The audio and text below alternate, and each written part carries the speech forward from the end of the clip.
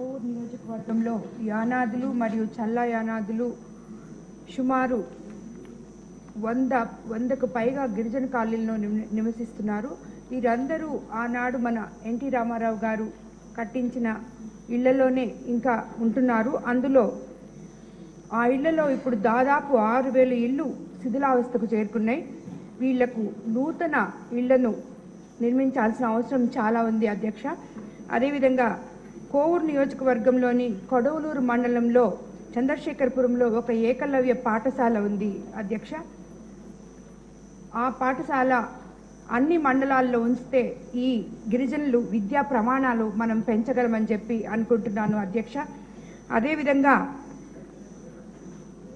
ఈ గిరిజనులకు ఆధార్ కార్డుల జారీలో సమస్య ఉండటం వలన ప్రభుత్వ పథకాలు ఏవి కూడా విద్యార్థులకు కానీ తల్లిదండ్రులకు కానీ ఎవరికి దక్కటం లేదు అధ్యక్ష. కాబట్టి ఒక స్పెషల్ డ్రైవ్ తీసుకొని ఆధార్ కార్డులు అందరికీ అందేలాగా చూడాలని మీ ద్వారా నేను తెలియజేసుకుంటున్నాను అధ్యక్ష.